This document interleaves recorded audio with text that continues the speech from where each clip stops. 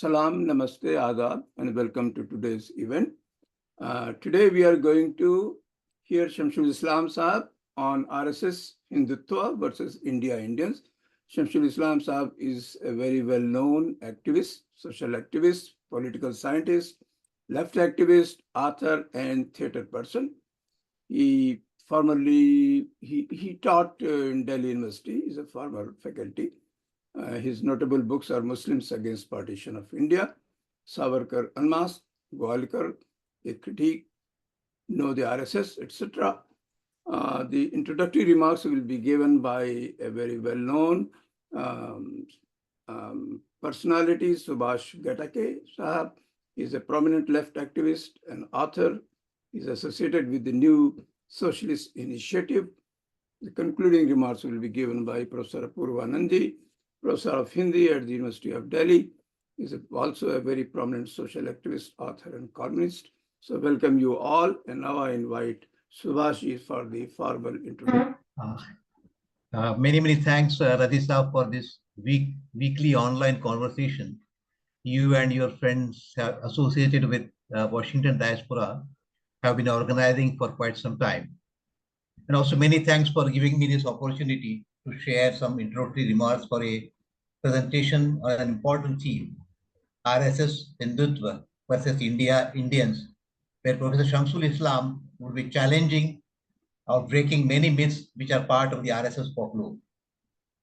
To be very frank, it is rather difficult for me to introduce him because as the Sanskrit Subhashitam goes, Ati Parishayat Avagya, a very close association or familiarity sometimes leads to neglect. We have been friends and fellow travelers for the last more than 3 decades. He is a political scientist, a cultural activist, and a great campaigner against communal fascism. He is one of those intellectuals, activists, who have never tried to modulate their voice with the accent of Hindutva supremacism in this part of India. He has many important books to his credit, and they have been translated into many Indian languages. His notable books are Muslims Against Partition of India, Savarkar Unmasked, Golwalkar, A Critique, Know the RSS, Religious Dimensions and Indian Nationalism. I had got the opportunity of translating this book into Hindi. What is the RSS folklore, which has become part of common sense of many people, which Professor Shamsul Islam will be challenging, will be questioning. RSS, first and foremost, is RSS calls itself an organization of all the Hindus. But is it really so?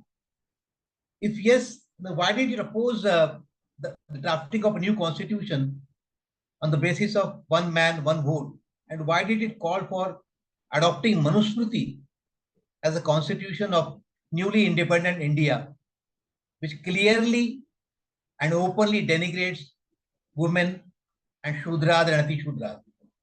In fact, when Dr. Ambedkar put the proposal of Hindu Code Bill, which would have given rights for the first time to the Hindu women, it was the RSS, along with the other conservative sections of the Hindus. They protested on the streets of Delhi, and they burned the effigy of Dr. Ambedkar. RSS also propagates that it participated in freedom struggle. If that is so, why there is no any documentary proof of why there is no any documentary proof of the fact that they gave a call for it? And there is proof that Golwalkar openly discouraged RSS Swayamsevaks from joining the freedom movement. There are enough proof about it. Also, the third thing which is important to know is that RSS tells that Hinduism and Hindutva are the same. And this despite the fact that Savarkar, one of their key ideologues, he has underlined in his monograph, quote, Hinduism is only a derivative, a fraction, a part of Hindutva.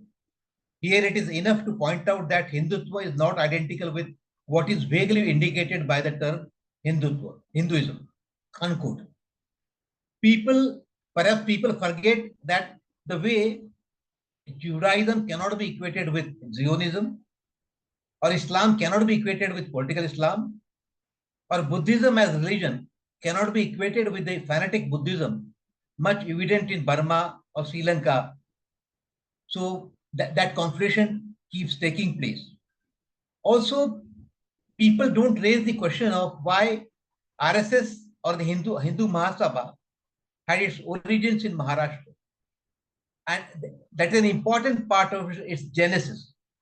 RSS had its origin in that part because that part of India, Maharashtra, had the glorious movement of Shudras and Atishudras, led by Phule and Ambedkar.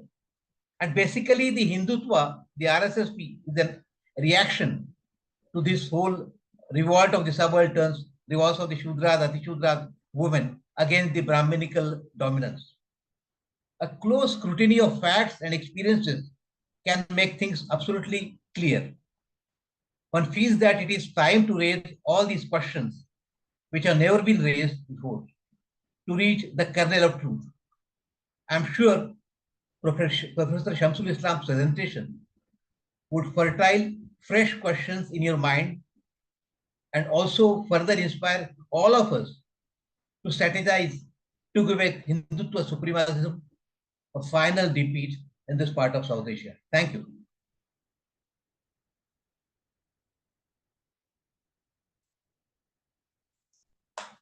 जी शमशुल साहब, आपका wait कर रहे हैं हम लोग.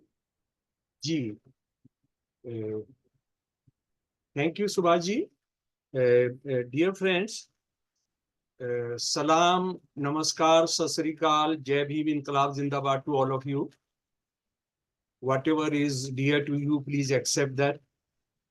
And I'm grateful to Indian Diaspora Washington DC Metro for keeping alive the culture of knowing facts, of discussion, of analysis in times of poverty of philosophy. The problem with the present world is that there is absolutely a darkened atmosphere, horizon, so far as pro-people ideas or democratic ideas, secular ideas are concerned, and you are keeping that flame lighted. Thank you, our Washington DC friends.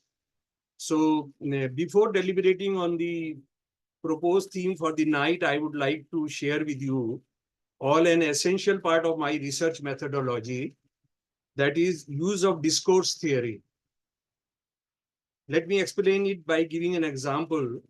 For instance, if I am trying to find out the truth about subject A, I do not take into consideration what critics or others tell me about A. I solely rely on what is stated or acted by the A, that too authenticated by A. By allowing this method, researcher cannot be charged for being partisan and subjective. Well, the thing I want to make clear again, that while dealing with RSS Hindutva, I absolutely rely on their archives. I present facts from the horse's mouth. Sometimes when I say these, people say from donkey's mouth anyway, and let my readers or listeners take an informed decision. So, dear friends, I would be relying on RSS archives, and just a few sentences about RSS. How did it begin? And Hindutva, Rashtriya Swayamsevak Sangh, which is in English can be translated as the National Volunteer Association. You remember this, that it's a volunteer association, because we will have to compare it with their women organization. Male organization is volunteer organization and female organization is servants. We'll come to that later. Was established in 1925 by Dr. Kesharao Baliram Hedgewar. Its formation was a direct corollary of propounding of the theory of Hindutva by Savarkar in one of his small booklet that later on came to be known as Hindutva, that title. In fact, the first edition of this book came with the essentials of Hinduism, but it was later on converted to Hindutva. after Hindutva's publication in 1923, we are told by a biographer of Hedgewar, Dr. Hedgewar, and I quote, Savarkar's inspiring and brilliant exposition of the concept of Hindutva, marked by incontestable logic and clarity, struck the chord of Dr. G's heart. So that was that paved the way for the formation of, in consultation with Hedgewar, Savarkar, and few other friends of Hedgewar, they met and formed RSS. And it needs to be told here that Dr. Hedgewar, who founded the RSS in 1925 on the day of Dasahra, he was a Congress leader of Central Province. In fact, he was secretary of the Wardha part of Central Province. But his biographer tells us, Sheshadri tells us, a very senior ideologue of RSS, Sheshadri tells us that he left Congress because Congress and Gandhiji were talking of Hindus and Muslims fighting together against the Britishers. So he left the Congress because Congress, the freedom struggle which was led by Gandhiji at that time, that assumed that Hindu, Muslim, Sikhs, Christians are all one nation. So they because Congress was not fighting for only Hindu nation, so he left that. This is a biographer. This is a biography of Hedgewar printed by RSS. And the other thing was, it was also directly picked up from Savarkar. In fact, there will be another very important edition in 1939 when Golwalkar comes out with his book, We Are Our Nation We Define. But this was the time when what was Hindutva? Hindutva, basically, the book is quite confusing. It is half in Sanskrit, half in English. Then it quotes so many irrelevant things. But anyway, how popular this book was, that there was no demand for the second edition, but it came out after 8 or 9 years of the publication of this book, which we are told today that is the Indian Constitution of Hindus. But anyway, so what we found that what did this book say? This book is basically, please remember, this book is basically against Buddhism. What is the argument of this book? That since Buddhism destroyed casteism, so Hinduism also had downfall. But of course, it also says that India is the land of Hindus, whose holy lands are here, whose fatherland is here, whose 7 rivers, holy rivers are there, and all those who worship these are the Hindus, and only Hindus have a right to stay in India. But very interesting thing which if we look into this issue, that they say that Muslims and Christians, their religions came from outside, from Arabia, so they cannot be treated as Indian. They are outsiders. They are immigrants. And why are they immigrants? Because their holy places are outside India. If by that logic, if by that logic that Hindus also would be, because Hindus' holy place is in China. Kailash Mansarovar is in China. And what would happen to NRI, Hindu NRIs who are staying in different parts of the world, members of RSS, but also coming to Ram Temple, Ayodhya, and other places to worship? So they also will be described as disloyal or emigrants in those European countries or anywhere in the world. And another thing is that when he raised the issue that indigenous religions and outside religions, he forgot to tell us or discuss that he did not treat Jainism, Buddhism, Sikhism as independent religions. the argument of the book is that all these religions are part of Hindu religions. So we can understand the fallacy of the whole argument, this outside religions or indigenous religions. And in fact, I would like to, whatever time I have to spend on, deliberate that RSS presents a very, RSS and Hindutva together present very serious threat to Muslims and Christians, because they describe them as outsiders, and they cannot be part of Indian nation. And what did Golwalkar wrote about that, I'll quote. And as I told you that I'll be sharing some of their own writings. We Are Our Nation would define, Golwalkar wrote, we repeat, in Hindustan, the land of the Hindus, lives and should live the Hindu nation, satisfying all the 5 essential requirements of a scientific nation, concept of modern world. Those only are nationalist patriots who, with the inspiration to glorify the Hindu race and nation next to their heart, are promoted into activity and strive to achieve that goal. All others are either traitors and enemies to the national cause, or, to take a charitable view, idiots. All those who believe that Muslims and Hindus form a nation, are inclusive nation, they are traitors, they are idiots. Perhaps that was the reason they killed Gandhi. That otherwise, because now that they are describing him as a traitor and an idiot. And another thing, we'll find that a Bible of the RSS, Bunch of Thoughts. Bunch of Thought, first edition appeared in 1964. Of course, and very interesting part of the book is the articles, the essays reproduced in the name of Golwalkar. Nowhere is mentioned where did he deliver it, which year he delivered it, and what was the occasion. But there are articles and articles and articles in about 25 sections. Section 16 has internal threats. And do I need to stress the fact that Golwalkar is the most important prominent ideologue of the RSS. He is the guru of RSS. And he is the guru. Guru means jo andhkar ko dur karta hai. Guru means that who fights, who clears, removes the darkness.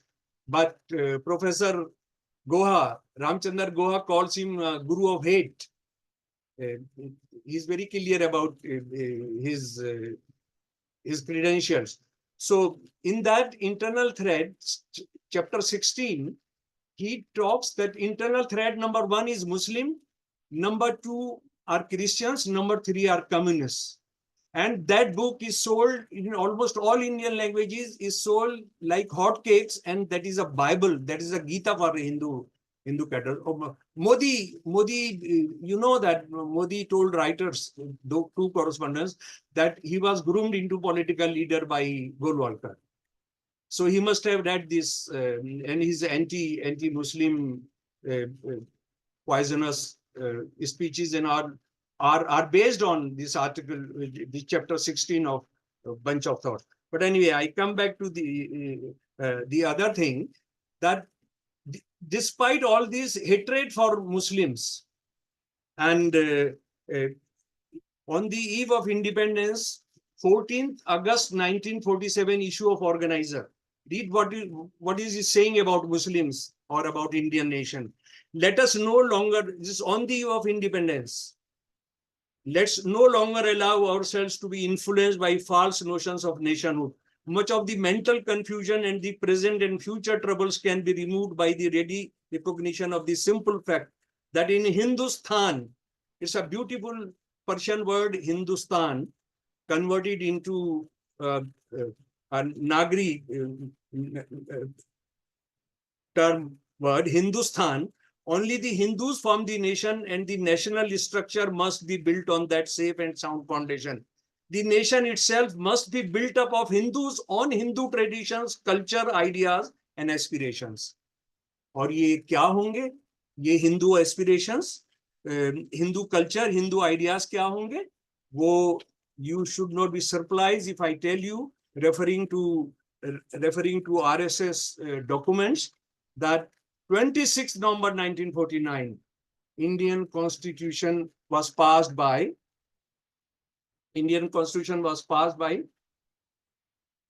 Constituent Assembly. 4 days after that, organizer comes out with an editorial. We reject this. We do not accept this. We want Manu Smriti. And I think I will have to spend some time on Manu Smriti. What does it Manu Smriti say? Just let me share a basic fact with you, that Manu Smriti is not against Muslims and Christians or communists. It treats Hindu women, all Hindu women, and all Bahujan, all Shudras, even part of Vaishyas, Banyas, as creatures who have no rights even of animals.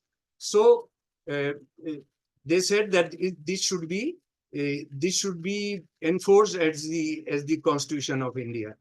So if somebody believes that everything is okay with RSS, there are many progressive intellectuals in India who believe that RSS is a nationalist organization, but the problem is only this: when they decry and hate Muslims and Christians. Otherwise, everything is fine. They are really good for the Hindu society. That is one of the biggest fallacies which stops us from really challenging the RSS. We believe they are partly good, they are mostly good, but partly bad because they treat Muslims and Christians badly. But what is their attitude about Hindus? I was referring to 14th August 1947, tricolor. 15th August, next day, tricolor was going to be hoisted in India and celebrated as a flag of the national struggle, freedom struggle. And 14th August, they wrote in the organizer, please read this carefully. Please listen this, sorry. The people who have come to power by the kick of fate may give in our hands the tricolor, but it will never be respected and owned by Hindus. The word three is in itself an evil, and a flag having 3 colors will certainly produce a very bad psychological effect and is injurious to a country. Interestingly, Muslim madrasas, Muslim mosques are attacked for not flying tricolors. They never asked temples to fly these flag covers, but 15th August, the Hindutva gangs go to madrasas and mosques and force them to fly the tricolor. But this is what they think of the tricolor. And what do they think? In fact, I have spread many documents, so it taking few seconds to sort out. And most of us, those who do not know real RSS, they believe that RSS stands for all Hindus. Let me quote from a speech of Golwalkar, delivered before faculty and students of Gujarat University Social Sciences Department. It is about South Indian Hindu women. Please, I quote, it was December 17, 1960. I quote, in an effort to better the human species through crossbreeding, the Nambudiri Brahmins of the north were settled in Kerala, and a rule was laid down that the eldest son of a Nambudiri family could marry only the daughter of Vaishya, Kshatriya or Shudra communities in Kerala. Another still more courageous rule was that the first offspring of a married woman of any class must be fathered by a Nambudiri Brahmin, and then she could beget children by her husband. And just see the shamelessness of this guru of hate. the last sentence of this quotation is, today this experiment will be called adultery, but it was not so, as it was limited to the first child. Can you believe this? Golwalkar delivered this speech before a faculty and students, research students of one of the leading universities of Gujarat on December 17, 1960. That Brahmins from North India were sent to produce first baby, not from Brahmins, from Shudras, from Vash, and from Kshatriyas. Can you believe this? And they are ruling this country. They are ruling this country. And Dr. Subhashji, thank you for you refer to freedom struggle. That in last 40 years, I have been demanding in debates with RSS, Hindutva flag bearers and others, that you give me the name of one RSS leader or one RSS cadre who was served a notice by RSS, by Indian colonial masters. You tell me, you give me the name of a person who for 2 minutes was taken to a police station during the British rule. What Golwalkar, he's the person who is the Sarsang Chalak during the freedom struggle. What did he say about the most important landmarks of Indian freedom struggle? Quit India movement, then non-cooperation movement. I quote, definitely there are bound to be bad results of a struggle. The boys became unruly after the 1920-21 movement. It is not an attempt to throw mud at the leaders, but these are inevitable products after the struggle. The matter is that we could not properly control these results. After 1942, people often started thinking there was no need to think of the law. He's referring to 1948, denigrating the Quit India movement. This movement was very popular, particularly in Bihar. Today we generally see stopping of trains, pulling of chains, and traveling without ticket prevalent there. He is denigrating Quit India movement by saying that people were pulling chains and traveling without tickets. Not that that was a call for overthrow of the British rulers. They wanted them to leave India. Thousands and thousands of Indians died. And it was inviting death if you carried a tricolor in a public place. 9th August 1942, more than 300 places firings were taking place in all of India. That is the British colonial masters' data. And please listen also what does he say, Golwalkar says about the martyrs.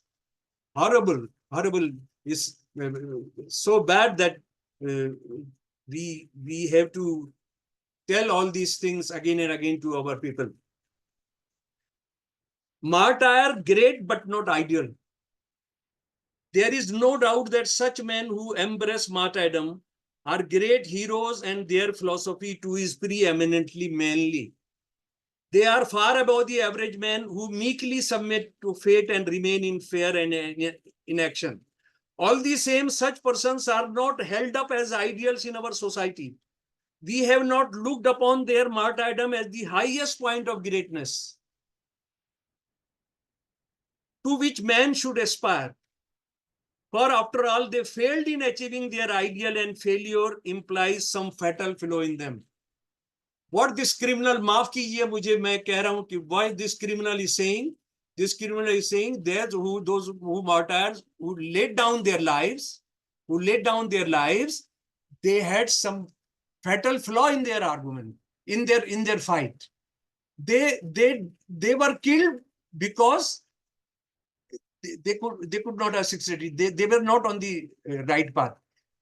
Perhaps this is the reason, to debate that RSS participated in the freedom struggle. Golwalkar is saying we never participated. We treated them as bad things. We never supported martyrdom. And so when you never participated, today you claim that we participated in the freedom struggle. Another thing I'll come, that how they are, how do they love Hindus? About You know, RSS, we know, all of us know RSS. Kitna time hai abhi? Any idea how many minutes are left? जी आप 20-25 minute तक बोल सकते हैं sir, अच्छा, शुक्रिया। लेकिन time note कर लीजिए। ओके। जी हाँ, नहीं, आप मुझे 1 मिनट बीच में इंटरप्ट कर दीजिएगा। हाँ, मेरा खत्म हो जाएगा वैसे। नो जी नो नो प्रॉब्लम, जी गो अप टू 12, या okay. We know RSS. RSS is Rashtriya Swayamsevak संघ।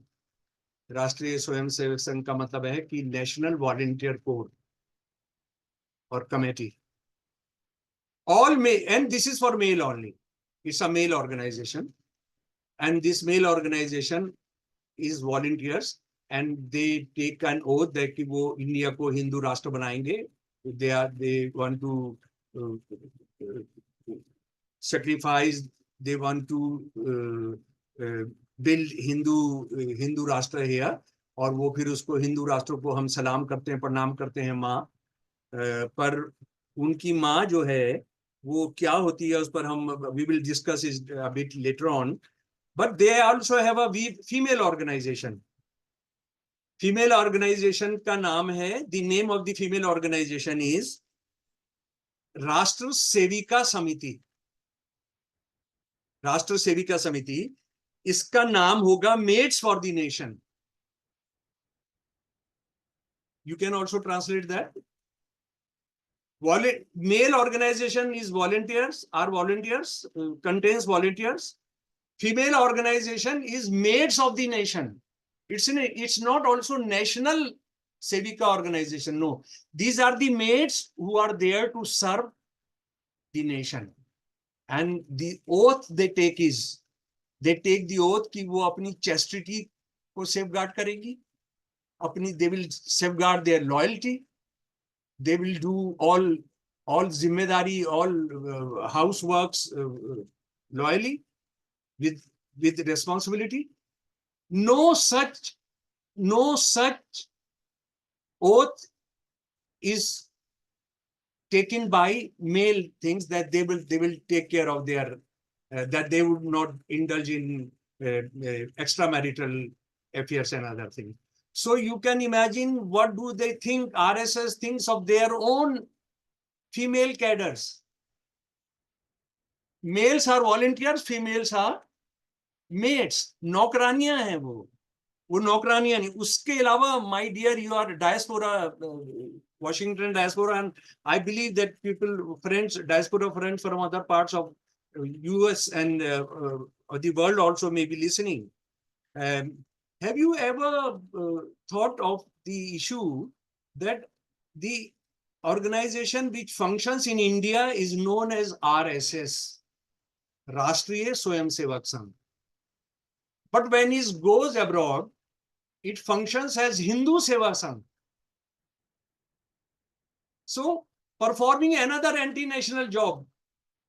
Indian diaspora, India is a land, it's an inclusive nation where Hindu, Muslim, Sikhs, Isai, Jain, Parsis, Christians all form the nation. RSS in India does not identify nomenclature, has nothing to do with the religion. But they are abroad, in foreign countries, their organization is Hindu Seva Sangh, that is very active in US also. 15th August, last 15th August, this was HSS, they took out ये जो bulldozers लेकर आए वो, they came out with bulldozers in one city of US, I remember. So what this RSS anti-national, anti-India thing is doing, that they are in the world splitting, dividing Indian diaspora, India, between Hindus versus others. Do we need any enemy? Do we need any Islamists, any Khalistani to destroy diaspora, the unity of diaspora in the world when RSS Hindu Seva Sangh is there? I don't think you require anyone. RSS is doing that. And you know how in UK Hindus and Muslims have fought. In Australia, they have fought. In Canada, they have created a big level between the two. The violence is going on. So, and And what does RSS think about democracy? See, Subhaji referred to that their anti-democracy about Indian independence. They said that people are not mature enough to use vote, so we do not need democracy. And what democracy? 1940, addressing more than 2,000 cadres of RSS, top-ranking cadres at the headquarters of RSS. I quote Gulwalkar, RSS inspired by one flag, one leader, and one ideology is lighting the flame of Hindutva in each and every corner of this grave land. About federalism. The most important and effective step will be to bury deep for good all talk of a federal structure of our country's constitution, to sweep away the existence of all autonomous or semi-autonomous organizations. Let the constitution be re-examined and redrafted so as to establish the unitary form of government. Unitary form of government would mean that Hindutva government, a centralized government. Another thing, they raised the issue of that these were the Muslims who created two-nation theory. Before that, I think this would be my last point. And you know who created Pakistan? Muslims created Pakistan. Who gave the two-nation theory? Muslims gave the two-nation theory. It's a lie. I don't believe that there can be a worse lie than this. If we see historically, and as I told you in the beginning, that I refer to all the Hindu resources, the Hindutva resources. The first time in Indian history, these were the high caste Bengalis who came out with the theory that India is a land of Aryans. India, only Hindus should stay here, and their Hindu definition was Brahminical Hindus, high caste Hindus. The lower caste Hindus did not figure there. So, and these were Rajnarayan Basu and Rajnarayan Basu, maternal grandfather of Aurobindo Ghosh, and Nabha Gopal. They created the first Hindu paper. They started organizing Hindu Mela, and these were the Melas which later on got converted in Punjab and different parts. Hindu Sangatans, which later on converted into Hindu Mahasabha. R.C. Majumdar, one of the most prolific historian of India, whom RSS describes real Bharatiya historian. Bharatiya means, in RSS, Bharatiya means Hindu historian. I'll quote him, dear friends. Nabha Gopal forestalled. Nabha Gopal, you know, these Rajnarayan Basu and Naga Gopal who nucleus of Hindu Mahasabha, they laid down the nucleus. Nabha Gopal forestalled Jinnah's theory of two nations by more than half a century. And since then, consciously or unconsciously, the Hindu character was deeply imprinted on nationalism all over India. And the other contributors in two-nation theory, Muslims and Hindus, are two different nations. Going beyond that, Arya Samaj, you know, so far, these high caste Bengali Bhadralok were saying that Hindus and Muslims are two different nations. Now, Arya Samaj enters into and says that, and Hindu Mahasabha, that this is the land of Muslims and Hindus should be thrown out. Sometimes RSS Walas bring in the name of Sir Sayyid and say that Sir Sayyid created two-nation theory. That's absolutely wrong in the sense that Sir Sayyid talked of that Hindu and Muslims are two nations. But he also said there's one bride jinka ek aankh aap phod denge to wo khubsurat nahi lagega. But do not confuse with the partition, that partitioning of the country was one of the demands of Sir Sayyid. That's absolutely wrong. Ye Bhai Parmanand, 1989, first time he talked of that the territory beyond Sindh should be united. 908 my dear friends, the territory beyond Sindh should be united with Afghanistan and the northwest frontier province into a great Musalman kingdom. The Hindus of the region should come away, while at the same time Musalman in the rest of India should go and settle in this country. 1908, he writes in his autobiography. And then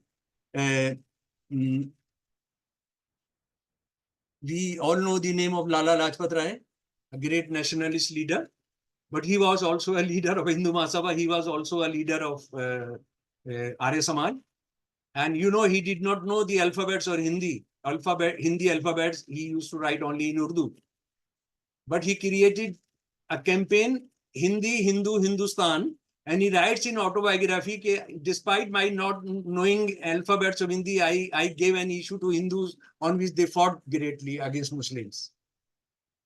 He wrote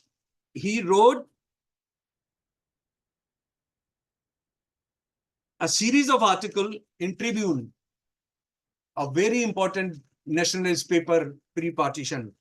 Under my scheme, see, this is not Jinnah who wrote this.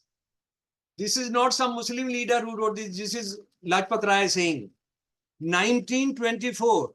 This is 1924. Under my scheme, the Muslim League will have 4 Muslim states.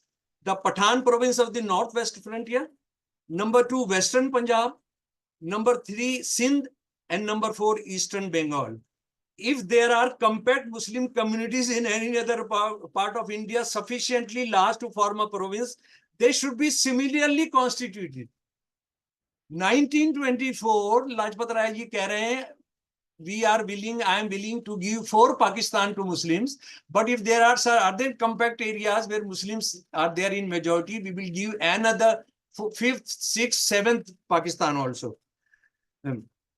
But it should be distinctly understood that this is not a united India. It means a clear partition of India into a Muslim India and a non-Muslim India. And Lala Hardayal, you know, I had great respect for him as a Gadarite and others. He's the person who 1925 writing a piece for Pratap, a Hindi newspaper which used to be published from Kanpur. He wrote, I declare that the future of Hindu race, the Hindustan, and of Punjab rests on these 4 pillars. Number 1, Hindu Sangathan. Number 2, Hindu Raj. Number 3, Shuddhi of Muslims, and conquest and Shuddhi of Afghanistan and the frontier. So long as Hindu nation does not accomplish these 4 things, the safety of our children and grandchildren will be ever in danger, and the safety of Hindu race will be impossible. The Hindu race has but one history and its institutions are homogeneous. Lala Hardayal कह रहे हैं कि सारे मुसलमानों की शुद्धि करो, अफगानिस्तान के मुसलमानों को convert forcibly to Hinduism. और अगर नहीं होता है तो उन सबको मारकर उधर भेजिए, उनको वहां पर भेजिए. और most important thing, 1937. See, Muslim League comes out with this. 1939, they start talking of, Jinnah started talking of Pakistan. And 1940, 22nd, 23rd March in Lahore, they passed the Pakistan resolution.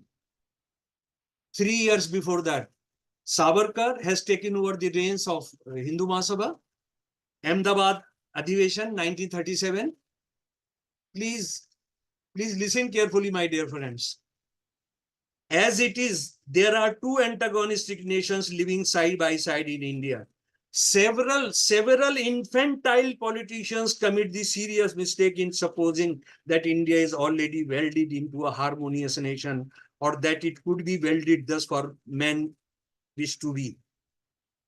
These are our well-meaning but unthinking friends who take their dreams for realities. Let us bravely face unpleasant facts as they are. India cannot be assumed today to be a unitarian and homogeneous nation. But on the contrary, there are 2 nations in the main, the Hindu and the Muslims in India. Who is writing this? Some Muslim leader?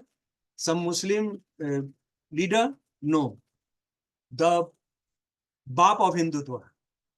The beloved leader icon of Hindutva icon, whom Modi worships, BJP worships, RSS worships.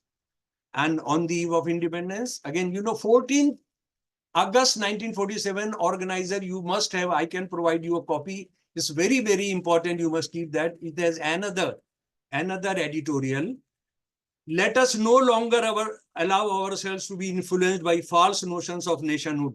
Much of the mental confusion and the present and future troubles can be removed by the ready recognition of the simple fact that in Hindustan, only the Hindus form the nation, and the national structure must be built on that safe and sound foundation. The nation itself must be built up of Hindus on Hindu traditions, culture, ideas, and aspirations. I read it earlier also. What did Baba Sahib said this about this? Dr. Ambedkar said about this. We must know his opinion also. He said that whatever Hindu Mahasabha and Jinnah and Savarkar may be fighting publicly, but so far as two nation theory is concerned, they stand on the same page. They both believe in two nations. So there is no quarrel between these two. And what was the response of Indian Muslims? That is very, very important to know. And these are all documented. And I wish I could make available my partition book to friends for our diaspora, your organization, other friends. But it's very difficult to now books to go to US and other foreign countries. Muslims 22nd, 23rd March, Pakistan resolution was passed. Within 25 days, Muslims of India organized, which contemporary press, pro-Muslim League and pro-colonial masters press said that the largest gathering of Muslims in modern India, Azad Muslim Conference.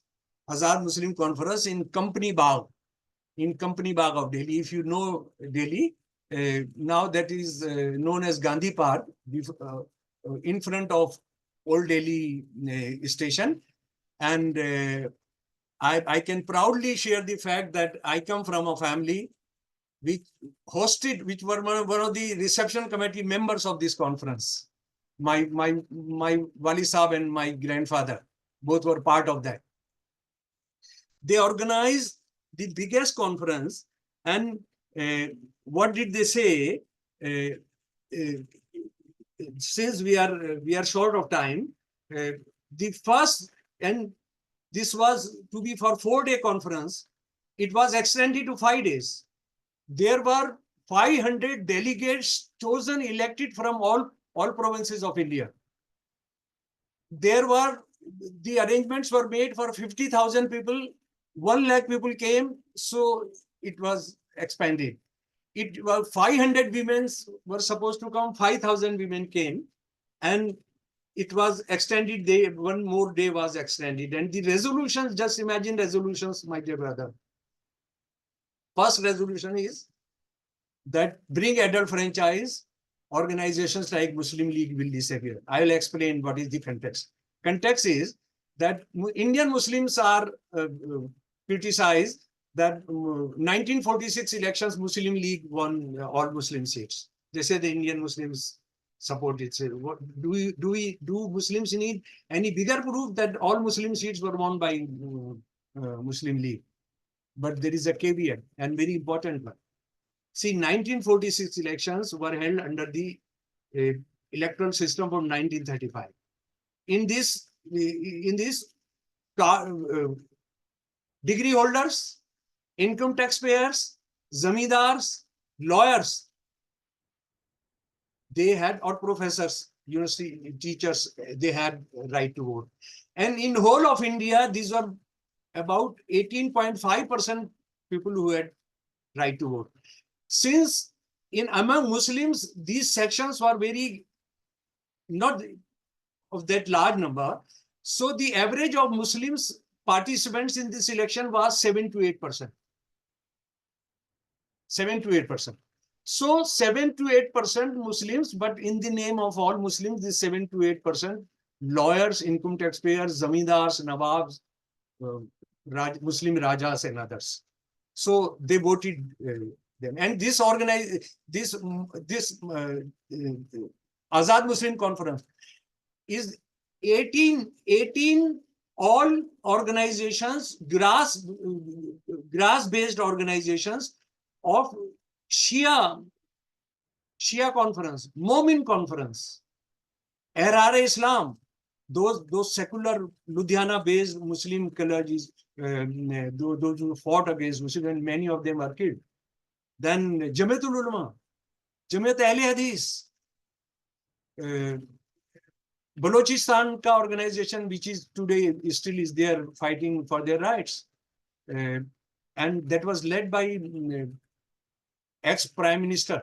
Chief minister used to be called a prime minister, Allah Baksha. We have forgotten Allah Baksh. Allah Baksh was murdered by Muslim League goons in 1943, who laid down his life for United India, Hindu Muslim unity. But we have Savarkar's statue in Indian Parliament, not Allah Baksh statue. But you know, it needs more time. In fact, I would like to someday sit with you and discuss on what Muslims against partition did. So, they said that bring adult franchise system, so Muslim League will disappear. Second was that India cannot be divided. It should not be divided. It would be against all the ethos, the history, our joint history. And Allah Baksh, you know, his speech is to be read and remembered. There's such a fantastic, such a great about the cultural unity of Muslims and Hindus, financial, economic unity, their functional unity, their regional unity. He's saying that Punjabi Muslim is very close to Punjabi Hindu, Punjabi Sikh. Then, and Tamil Hindu is very close to Tamil Muslim, then Tamil Hindu being close to Punjabi Hindu. He proved with instances. And that conference also gave an anthem against Pakistan. I want to read that and finish with that. And that was composed by one of my school teachers, Shamim Karani Sahab.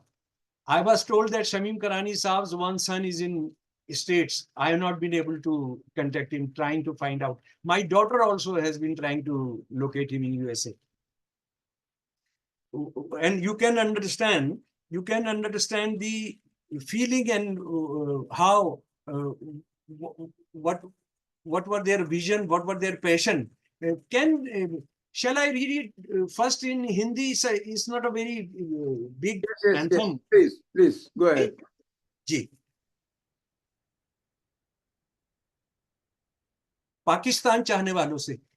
1940 it was sung in the conference, and then it became an anthem of anti-Pakistan movement of Indian Muslims. And let me also tell you, because after this I'll end, that anti-Pakistan Muslims, clergy, common people, how many are killed, how many mosques were burned, the beards of Maulana, their hands were cut. Khan Abdul Ghaffar Khan Sahab's Bhatija, nephew, was murdered in a mosque by guards, Muslim guards, which was like RSS, a body of armed guards persons of Muslim League. Pakistan चाहने वालों से, हमको बतलाओ तो क्या मतलब है पाकिस्तान का? जिस जगह इस वक्त मुस्लिम है, नाजिस है क्या वो जहां? आई होप नाजिस समझ लेंगे जी, नाजिस. चलिए मेरे ख्याल से समझ लेंगे लोग. Tell me, what does Pakistan mean? India. Is this land where we Muslims are an unholy land? नेशे तोहमत से तेरे चिश्ती का सीना चाक है, जद बतला क्या जमीन अजमेर की नापाक है? Your slur has wounded Chishti's breast. Quick tell me, is Ajmer impure? You know the whole argument कि पाक एक बनेगा, पाक होली लैंड बनेगा, तो क्या चिश्ती की जो जगह है अब वो नापाक हो गई? क्या अजमेर जो है वो नापाक हो गया? कुफ्र की वादी में ईमान का नगीना खो गया है क्या खाके नजिस में शाह मीना खो गया? ये भी एक मजार है. Can you say the precious jewel of Islam Shah Meena has lost in the unholy valley of infidelity? दीन का मखदूम जो कलियर की आबादी में है, उसका आस्ताना क्या नजिस वादी में है? Is the place of high dignity at Kaliyar, where Makhdoom, master of deen religion, is resting, is an unholy valley? है इमामों के रोजे जो रोजे लखनऊ के खाक पर बन गए क्या तौबा तौबा खित्ता नापाक पर?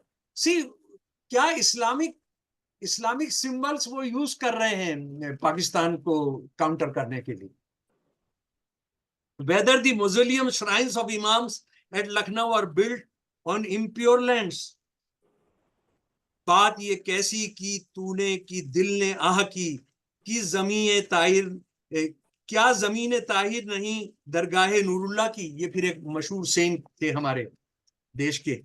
A deep sigh came out over our statement. Can you say the shrine of Nurullah at Agra is not pious? ये just listen this शेर. इस पाकीज़ा गंगा को नजिस कहता है तू, जिसके पानी से किया मुस्लिम शहीदों ने वजू. I don't think there could be a more emotional take against the demand of Pakistan. Alas, you call the holy Ganga water impure because आप पाकिस्तान में जा रहे हैं तो ये तो नापाक है सारा. Alas, you call the holy Ganga water impure, which was used by martyrs for their ablution. नामे पाकिस्तान वाले अगर तुझको पासे दीन है, ये गुज़िश्ता नस्ले मुस्लिम की बड़ी तौहीन है. Don't take the name of Pakistan if you have least respect for your faith, because demanding Pakistan is immense disrespect to our Muslim predecessors. टुकड़े टुकड़े कर नहीं सकते वतन को अहले दिल, किस तरह ताराज देखेंगे चमन को अहले दिल. Those who have a sensible heart cannot split the country, and how will they dare to see a ruined and plundered motherland? क्या ये मतलब है कि हम महरूम आजादी रहें, मुनकसिम होकर अरब की तरह फरियादी रहें? Do you want us to remain devoid of freedom and lament like divided Arabs? टुकड़े टुकड़े होके मुस्लिम खस्ता दिल हो जाएगा, नखले जमीयत सरासर मुजमहिल हो जाएगा. By division, Muslims will split and tree of community will wilt.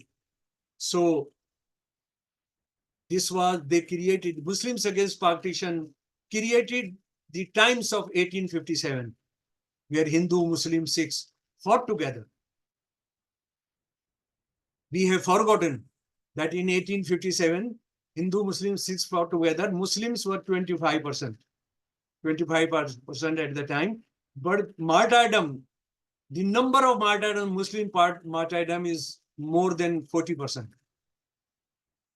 The data I have collected in last so many decades, all original data of the martyrs of 1857. So they created that kind of situation. But somebody may ask, then why did they fail? Why did they fail? One was the spinelessness of Congress. The other was Gundagardi of Muslim League. The third was, which Dr. Ram Manohar Lohia said, that Hindutva created, RSS created a kind of situation, terrorized Muslims, attacked Muslims, शुद्धि करना है, उनको convert करना है, मस्जिदों को बाहर जाकर म्यूजिक बजाना है. तो उसमें इतना टेरराइज कर दिया कि मुस्लिम्स और हिंदूज के बीच में, और हिंदूज को इतना मिलिटराइज उनको कर दिया कि वो any रिप्रोचमेंट was not possible. This is not what I am saying. This is what Lohia ji said. Ji, thank you. Thank you so much, Shamsul Saab. And now let's hear Apurva Nanji. for the concluding remark, and then after that we will enter into question and answer session. Purananji.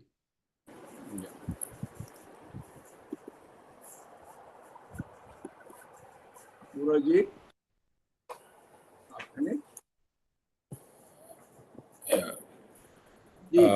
Thank you, Razi Saab. Thank you for organizing this talk by our friend Dr. Shamsul Islam. It was very informative. All of you would agree that it was a very informative talk. He talked about RSS. He talked about the theory of Hindutva. And he talked about the participation of Muslims in creation of Indian nation or independent Indian nation. If you ask me, I would say that now I don't care who had participated in the freedom struggle and who had not. That cannot be the criteria for judging someone's credential in 2024 or 2025. If we make that the test, then one can ask, what was Dr. Ambedkar doing during freedom struggle? After all, he didn't spend a day in British jail fighting against the British. And there were many people who in fact didn't fight against the British. They were doing something else. And I don't hold it against them, not fighting against the British. And therefore, I say that that is not my objection. My question is that now 75 years have passed after 1947. If we want to judge an organization, we need to ask what that organization or political party has been doing in last 75 years. What has been its role? And that is how we should examine the role of the Rashtriya Swayamsevak Sangh and try to know what Hindutva stands for. Hindutva is definitely an ideology which claims that it seeks to unite Hindus. Uniting Hindus is not wrong. An organization has a right to unite any community. But united against whom is the question. Are you uniting yourself against someone else? It's like fascism, because fascism is also about unity. You have to create a unity. But in that unity, you have a weapon, a sharp weapon against someone else. So this unity is against someone else. Hindutva calls for the unity of Hindus against Muslims and against Christians. And that is what it has been doing for last 75 years. The milestones of independent India. What are the milestones? 1961, Jabalpur violence orchestrated by the RSS.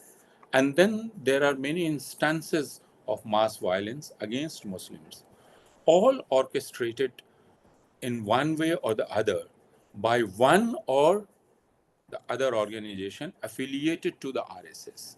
What is very interesting about the Rashtriya Swayamsevak Sangh or RSS is that you cannot hold it responsible for any of the acts of its members because it doesn't have a formal register of membership. So it can distance itself from the act of any of its members. That's why it never took the responsibility for the demolition of Babri Mosque. And that's why it can distance itself from Nathuram Godse. Poor chap. He, till his last day, was a Swayamsevak. But Rashtriya Swayamsevak Sangh very conveniently distanced itself from Nathuram Godse. Uh, Shamsul Islam Sahab cited organizer. I was on a panel in a TV discussion in which some article of organizer was being discussed, and the representative of the RSS said, "But organizer is not our mouth organ. Organizer is published by a different trust."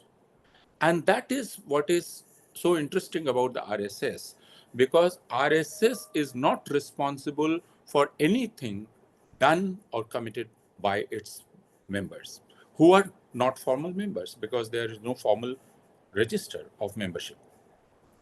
And so RSS does everything, but is independent of the deeds of its members. That is what we need to understand, and that is what makes RSS very, very different, and therefore dangerous, different from other fascist organizations in the world. And it needs to be studied very carefully, the way it has worked, and also the fact that we should not judge RSS by what its chiefs or its leaders say from time to time. For example, Mohan Bhagwat would say that Muslims belong to India. They have a different way of worship, but they are as Indians as Hindus. But in the in the West, very next meeting, he would say that the demography of India is changing because of Muslims. So if Muslims are as Indians as Hindus, what is the problem of Muslims increasing their population? There should be no problem. If their DNA and the DNA of Hindu is the same, what is the problem of Muslims increasing their population? And why are you scared of increasing population of Muslims, which again is a myth? So we should not judge RSS but by what it says. We should see what it is doing. And what it is doing, it is disrupting India's social fabric. It is creating, or it is radicalizing Hindus through hundreds of his organizations. It runs different educational institutions, Saraswati Shishu Mandir, Ekal Vidyalaya, and other institutions, and there are thousands in numbers across India. And there have been studies of these schools. You meet students of these organizations who have passed out of it, and you will find that each one of them is anti-Muslim and anti-Christian, each one of them. And that is what RSS does. And that is what is very dangerous, not only for India now, but for the world at large.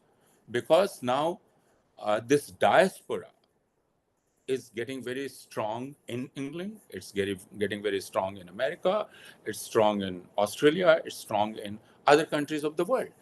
And this Hindutva will create problem for the social life of those countries, because it's based on the philosophy of exclusion, of anti-Muslim hatred and anti-Christian hatred. That is what it professes. And that is why Hindutva is very, very dangerous for any country, not only for India, for any country, for America, for England, for Australia, for Europe, any country. Hindutva is very dangerous, and Hindutva is now going to be a worldwide problem, and therefore we ask our friends living outside India to look carefully or give attention to what the overseas wings of RSS or overseas organizations of RSS doing. I would stop here and say only one thing, that we need not keep asking RSS what it was doing in the freedom struggle. Yes, I know that freedom struggle is our most crucial departure point. Freedom struggle is the period when the concept of secular Indian nationhood was created. But now 75 years have passed, and we would like to know what have you done in these 75 years. And that is what is important. and what RSS has been doing in these 75 years, which became very clear in last 10 years when it finally captured power, was to turn India into a fascist country. And when I say fascist, I say not rhetorically, but uh, but the way social psychologist Ashish Nandi uses the term. He had met Narendra Modi 10 years before 2002, when the world started knowing Narendra Modi. Uh, and he had then told his friend Achyut Yagnik, after coming out of his long interview with Narendra Modi, he told his journalist friend Achyut Yagnik that I'm shaken to the core because I've just met a textbook fascist. In 2014, Ashish Nandi was asked by media persons that you had characterized Narendra Modi as a textbook fascist. Now he is our prime minister. Are you ready to change your opinion? And Ashish Nandi said that that was not my political opinion. That was my professional opinion as a social psychologist. So when I use the term fascist, it is not used as a rhetorical tool, but as a diagnostic category that RSS has now turned Indian state through Bharatiya Janata Party, led by Narendra Modi, into a fascist state, which is very, very dangerous, especially for Muslims and Christians and for others who believe in the idea of secular India. And that is why we need to keep an eye on what RSS is doing and try to understand it by its deeds. Thank you very much. Well said, Apuraji. Wonderful. Before we go for question answer session, here is coming Saturday's event. This is from Pakistan. Raza Naeem on the literary side of what we do. He is going to talk on Sagar Siddiqui, the poet of darkness and consciousness, the man and the myth. He is going to be joined by Dr. Julian Colomy. It's difficult to pronounce a French name. And this guy is a very well-known French and Urdu novelist settled in Pakistan, Lahore. He used to be in India for a long time, and now he is in Pakistan. He loves Indian subcontinent. So over to Dr. Rafat Hussain for question answer session. Thank you all these three speakers. Wonderful session. Rafat? Thank you. Thank you, Dr. Raziuddin. And the session is open for question and answer. So please, you may raise your digital hand or ask a question in the chat box, and I will monitor both of them. So before we begin the question and answer session, let's thank Professor Shamsul Islam and Mr. Subhash Gatade and Apurvananji. Thank you so much. It was a very interesting session, and I hope it will generate a lot of questions. Let's begin with Nazir Ahmad Saab and then Rudranshu. This is Mohan Bhagat. I have to leave now, and I just wanted to thank Shamsulji. He has been my teacher for a long time, and every time he tells me something, I learn something more about India. Unfortunately, now the forces are trying to reduce India's diversity. In my opinion, for the last 90 years that I have been alive, India is unique in the world in its diversity. It is, if we lose India, we will lose the world. So please don't stop. Do everything that you possibly can to keep India diverse. from Kashmir to Kerala, from Gujarat to Assam. Everything in between is as diverse as anybody can imagine anywhere in the world. I have lived in about 25 countries. I have yet to see a country which has the kind of diversity that India has. Do not let diversity in India fail. That will be the end of our world. Take care, all of you. God bless you all. ईश्वर अल्लाह तेरे नाम सबको सन्मति दे भगवान. ईश्वर अल्लाह तेरे नाम सबको शांति दे भगवान. Thank you so much, Mohan Bhagat Saab. Shamsul Saab, do you want to say something? Ji, it's our honor that you were there in this session, and thankful to you. We always look towards you as a guru. Guru really fights against darkness. So thank you for sparing time. Very grateful to you, sir. Hello, my name is Archit. I'm a student at Georgetown University and previously a journalist in India. I was working as a fact-checking journalist, and I was really delighted to see this event on my Twitter timeline, and I just immediately joined. And it's always fascinating to visit history of our country, mainly because the things that we learn in our school is very limited, and then our respective knowledge of our country is solely dependent on our privilege, what we end up consuming, what we end up learning. So I must really thank Samshul ji for having such an engaging, passionate discourse, because it's extremely important. And as you mentioned, discourse study is extremely important. I'm an aspiring researcher in critical discourse analysis.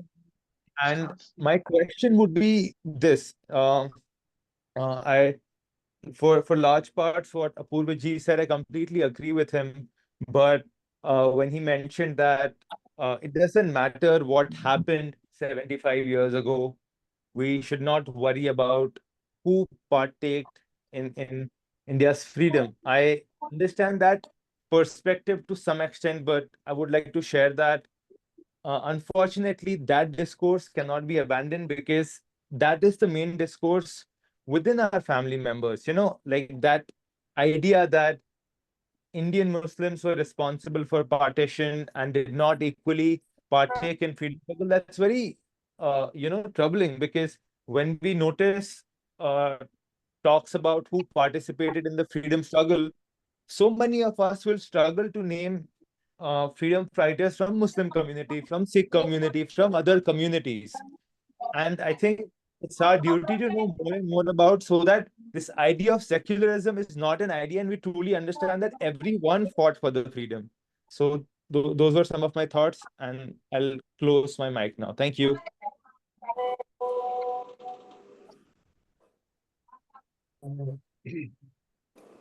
Shall I say something? Yeah, please go ahead. You are very right. You are very right. And the thing is that we take freedom struggle for the country.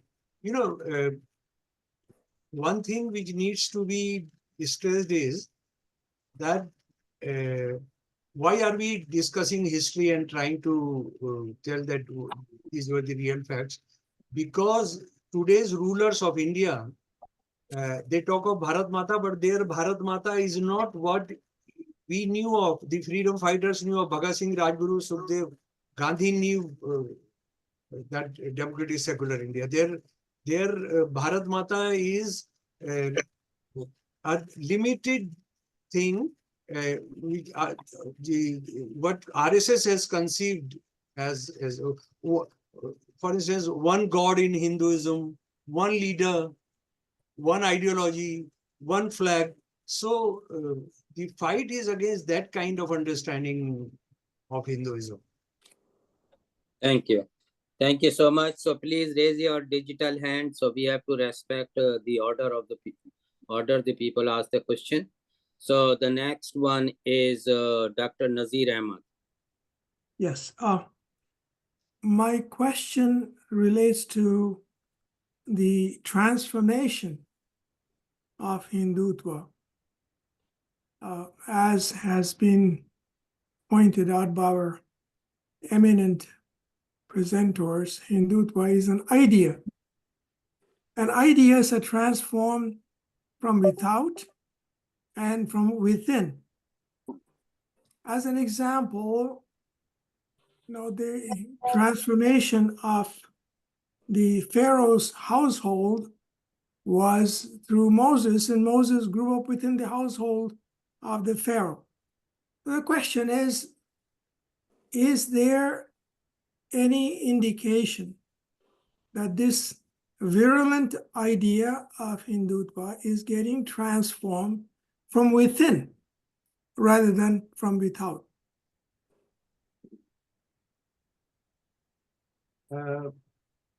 According to my understanding of the whole thing, Hindutva is nothing but political Hinduism, and political Hinduism also of what Brahmanical worldview is there. Yani within Hinduism, Hindutva is not Hinduism, and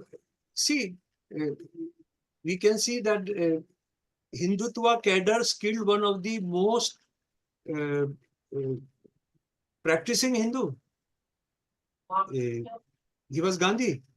So, and I don't think that internally or from due to outside factors it is changing.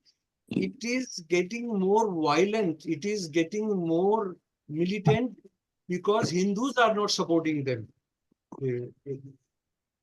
And Muslims have to be targeted because they need somebody to rally Hindus who are not coming under their banner. Okay, thank you so much, Professor. Next is Rudranshu Singh. Dr. Rudranshu, please. Good evening, sir, and best compliments from my side to both the speakers. And I'm a big fan of both of them. My question would be to Professor Shamsul Sahib, that from where the Muslims like Shazia Ilmi and Arif Muhammad Khan come from. They are such vociferous supporters of these fascist forces. They won't allow us to speak. They will go on and on and on and on as if a button has been pressed and a button of insolence and battamizi has been unleashed. So why these few Muslim supporters of the Saffron Brigade behave the way they are? Can't they see the writing on the wall? So that is India. That is the beauty of India. And if by that logic, my dear, then Hindus who are against RSS, they also will be questioned. That you are a Hindu but opposing RSS. No, society is a melting pot of ideas. It's not only races, melting pot of races. My question was pertaining to their psychology. Are they opportunists or they have been taken in by the fascism? What is their thought process if you met any of... They believe that their existence, the status which they enjoy, this lady, the lady you are talking of, was with AAP. I believe that she was one of the founders of AAP.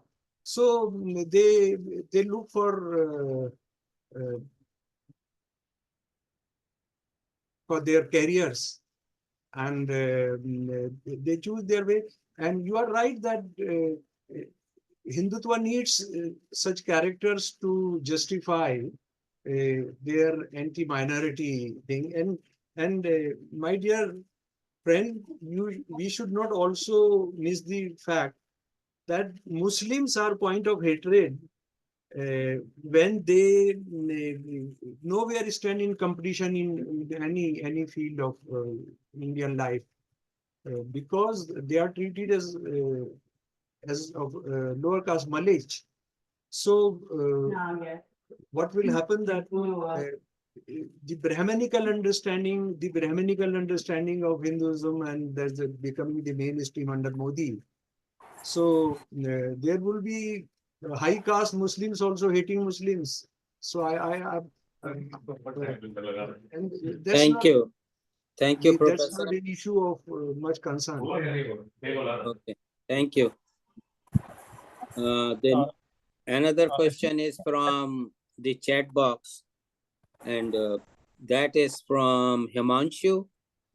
Please explain the cultural nationalism which RSS boast about a lot, and how this concept is foreign. So, Islam sir. Ji, acha, is it in the chat box? Yeah. This one? Yeah, Himanshu. By the can Professor Shamsul Islam explain about cultural nationalism? See, that has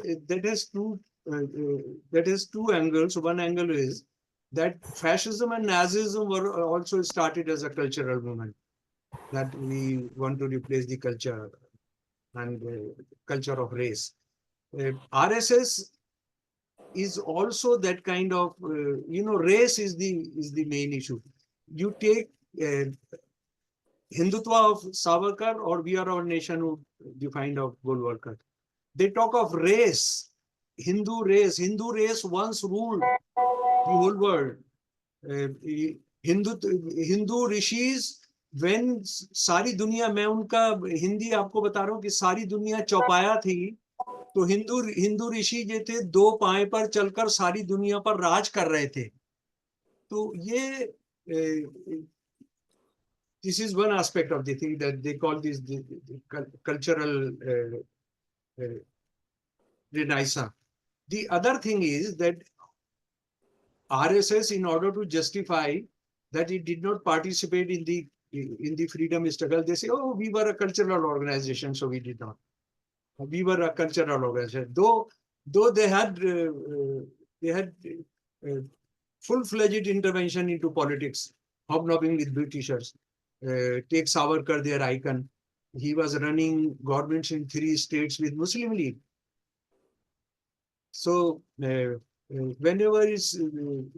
you are questioned that why are you participating in epidemic, they say, oh, ours is a cultural organization. We are confined to cultural issues only. Thank you. For them, Manusmriti is also a cultural document. Okay, so let me invite Iltifat Hassan, and then I will request Ishrat Aziza. Go ahead, Iltifat Hassan, please. Thank you very much, Rafat. Hindutva, RSS, I see a parallel in Pakistan also. The extreme religiosity. I saw this in the 80s when Ziaullah came to power and he started propagating Islam. Both of these cases, the result was extremism and intolerance. We see something similar in Christians also, in Jews also. Wherever there is too much religion, the religiosity overtakes and it becomes very intolerant of others. What is it about Shamsul Sahab, about religion, that causes people to act this way? Organized religion is fascism. When religion becomes a kingdom, an empire, it causes the kind of havoc and violence will shiver. Even we have witnessed and even think of that. The other thing is, Janab, Zia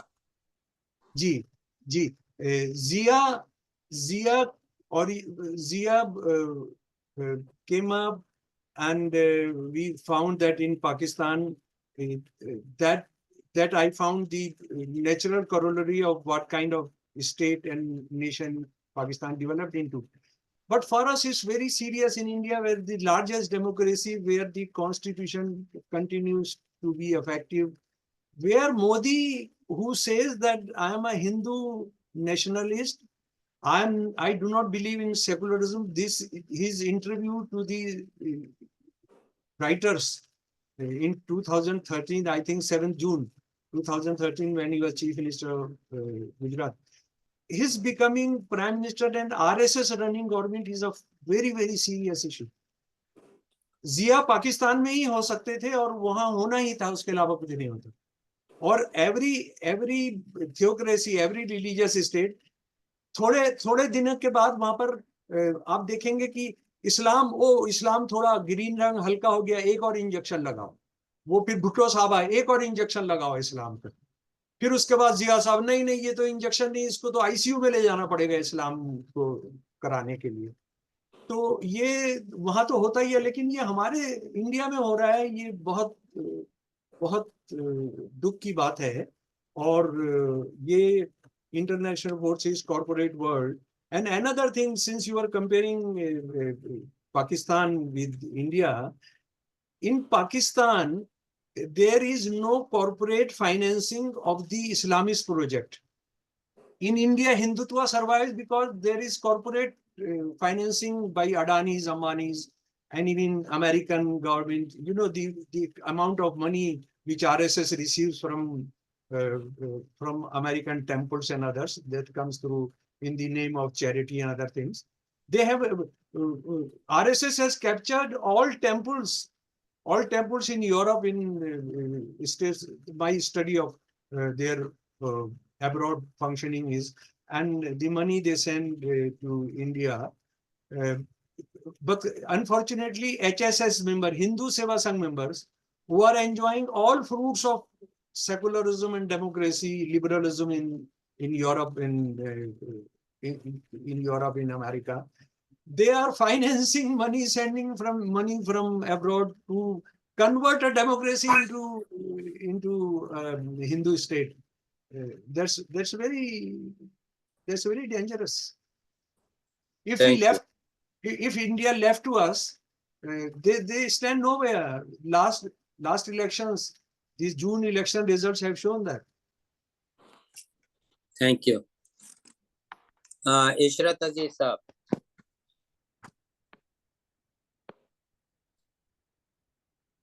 Ishrat Bhai? Yes, thank you. First of all, I would like to congratulate Professor Shamsul Islam Sahib for a very clear, coherent exposition full of quotes, appropriate quotes and facts. I would certainly like to acquire his books and improve my knowledge. I have just a few comments to make, and you will be, if you think over it, you will see the relevance of what I'm saying. First is very simple. A territorial state is an economic necessity for a people, not a religious and cultural necessity. Actually, both should be kept out of governance. And I think nationalism, there is too much talk. Nationalism should have nothing to do with DNA and lineage, whether it is cultural or racial. Interestingly, the terms nation and national are irrelevant to today's reality of a globalized economic world. The correct term for the 21st century should be people and citizens. Now here I want to make a significant point that no democratic constitution speaks of nation and nationals, but people and citizens, whether it is Constitution of India, of US, of France, or of Brazil, they only talk of we the people, not we the nationals or we the nation. And I think once we talk of nation, you create complications of definition. People are a fact, they exist, but nationhood is a concept and is subject to a lot of, how should I say, very subjective analysis and definition. And there is a good reason why constitutions talk of people and citizens, not of nation and nationals, because nationhood and nationals, as I said, are concepts which have to be defined, and they are almost impossible to define.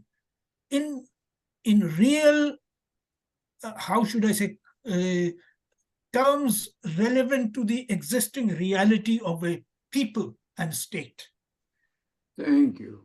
And the only way to solve all these problems is all this talk of definition and so on, is to give people equal rights. If you give people equal rights, all the problems will be solved, and they will not be solved by bringing in religion or culture or all kinds of definitions. I don't know whether I have made any sense.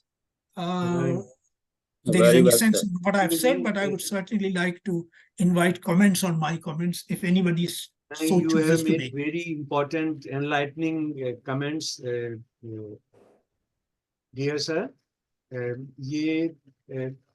fact, you have raised an issue which is very dear to me as a researcher, and this is what I have done.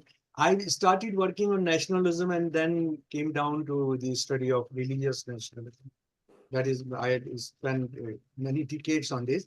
And I think you know that when nationalism arose, 18th century, and the word nation appeared first time in 1870 something in Spanish dictionary, and at that time Spanish used to be known as very standard setting language, Spanish.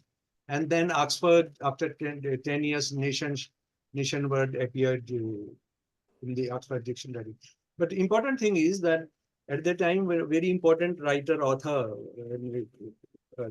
authority on nationalism said, the biggest scoundrels are nationalists, and that is true, and that proved to be true. And in the name of nation, what World War I, World War II, the kind of devastation and killings we saw in Indian context is very interesting. Shall I continue for 1 or 2 more minutes? Responding Yeah, please go ahead. In fact, in support of his comment, it's very mysterious in our context that Hindutva says Hindu nationalism is from the times इंसानियत मानवता ने जन्म लिया तब से हिंदू राष्ट्र है। फिर वो कभी बोलते हैं कि जिस दिन भगवान राम जो है, जिस दिन लंका में जीतकर वो अयोध्या पहुंचे, तो उस दिन से हिंदू राष्ट्र का जर्नी शुरू हुआ। पर दिस इज ऑल जब से दुनिया हुई है तब से है। But interesting thing is, which again Hindu sources show us, that that Tagore Sahib wrote that in our history, in literature of any language, the term nation does not occur. Bipin Chandra Pal, another authority who is also known as a Hindu ideologue of early 20th century, he also says that we do not have this word. Interestingly, the term Hindu originated only in 15th, 16th century due to the use by Arabs and Iranians. But they would say that this is the Hindu term. Hindu is, no Hindu scripture carries this word Hindu, but Hindu nation became a nation which was there when no nation was there. When जब लोग 4 पाए पर चल रहे थे तो Hindu nation was ruling the world. ये RSS का थीसिस है जनाब। तो ये इसको आप मजाक ही उड़ा सकते हैं, बट मजाक उड़ाने से नहीं, but they are causing serious harm to this nation. गुलदस्ता, a bouquet which had 20 types of flowers giving different खुशबुएं, तो बहुत सीरियस इशू है। और ये कितना मुश्किल वक्त है। The time we are living is so dangerous. I can't explain, my dear friends. Thank you so much, Ishrat Saab, for the comment, and Islam Saab for the comment on the comment. Thank you so much. So the next person is Samir Dosani, please. Hi, actually, this is Shireen using Samir's account. Okay, no problem. Yeah, I have a question related to the diaspora because I think, most of us are outside of India. But before that, I'd just like to mention, because I think I'm the only person here from the African continent, that we must not underestimate the evaluation of history. I think it's extremely important that we look at what organizations did in the past. We're not talking of individuals. Like if my grandfather was a supporter of Muslim League and supported Pakistan, that is no reflection on me. But as an organization, what organization did, during an independence struggle, I think it's extremely important. We should not undervalue or underestimate it. And I say this coming from South Africa, because we are seeing that African National Congress, which supported the Palestinian struggle, they are the ones who took Israel to court. So इससे बहुत फर्क पड़ता है. And now the government is diluted. It has DA, Democratic Alliance, as part of the coalition that supported apartheid. And so they are saying now don't support Palestine. So I think this is very important. Modi's RSS was against the the struggle against colonialism, and that is why they're friends of Israel. So I think we have to understand this. And related to this is my question about diaspora, Dr. Islam. If you could please explain to us two things. Number one, how did RSS start operating outside of India? कि कौन से मुल्क थे इसमें जो शुरू में उन्होंने टारगेट किए, और आज क्या सिचुएशन है, where is the most money coming from, what we as diaspora Indians can do to help? I know that in South Africa, certainly RSS is growing. Thank you very much. Shiri, see, thanks for, I also wanted to talk about this, that if somebody did not participate in freedom struggle, so of course that cannot be the only thing to pass a judgment against anyone, but that is important aspect of knowing a fact. But the other thing is that according to RSS Hindu Seva Sangh website, they are very actively working in 58 countries. The first country which they targeted was Mauritius, England, and a few African countries. And then they also spread their nexus in America in a big way. And that the very dangerous thing, which I in fact referred earlier also, that outside they are working as HSS, Hindu Seva Sangh. So dividing and splitting the diaspora. But and these 50 plus countries which they are working officially, and I'm sure that in 25 more countries they are working underground. That the RSS is mahir of that. They do it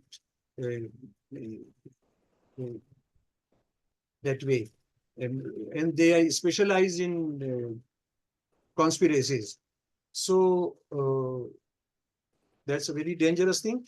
And I would just remind you that Norwegian mass murderer, he wrote 1,000-page manifesto about how to liberate the world from liberals, from multiculturalists, from communists, from Muslim, from Islam. He wrote 20 pages praising Vishwa Hindu Parishad, RSS, Akhil Bharatiya Vidyarthi Parishad, saying that these organizations are going to be biggest, क्या हम उसको कहते हैं कि ये उसका barrage होगा this in our fight against multiculturalism. And that person, his manifesto is available on the net, 1,100 or 1,500 pages of that. Many pages praising RSS. And New York Times wrote an editorial a few years back that how RSS was building an anti-Christian, anti-Muslim alliance with the fascist Buddhist organizations of Myanmar and Sri Lanka. So, and in today's Indian Express, RSS ideologue, I'm forgetting his name. Ram Madhav. Ji? Ram Madhav. Ram Madhav. Ram Madhav has written in the side editorial, side thing that we must organize all the conservative forces. India should take lead in organizing, creating a center of all conservative. Yes, he Thank you. writes that all conservatives of the world unite. Ji. And Yeah, RSS held a conference of conservative intellectuals in Delhi 5 months back. Absolutely no news appeared in Indian newspapers.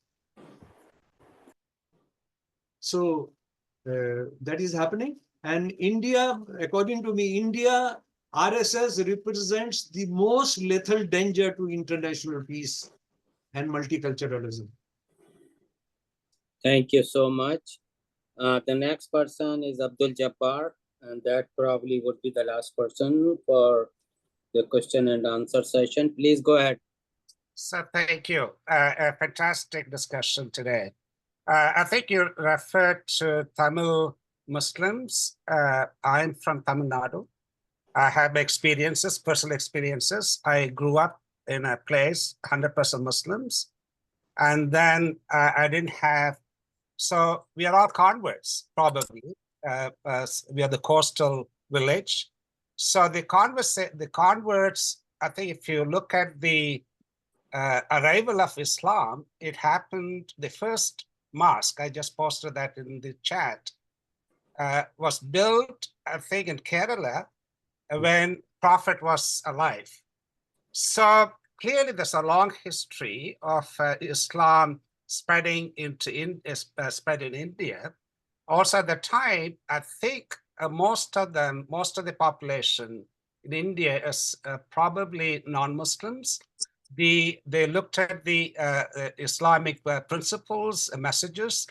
They were attracted to this message. That's where the conversion must have happened. I argue with that with my mom. She said she was so upset with me because she thought we were the direct descendants of the Prophet. That was not the case, but it is the myth. Clearly, there's Islam spread in India, it spread remarkably well. But are we adhering to the principles of Islamic principles currently?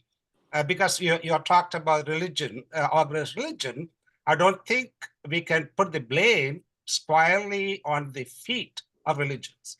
We have to really look at the practitioners of religion. So how they practice their messages, do they really, I didn't understand Islam when I was growing up in Panikulam. That's the place, the southernmost part of Tamil Nadu. Then there's a journey for me to understand Islam.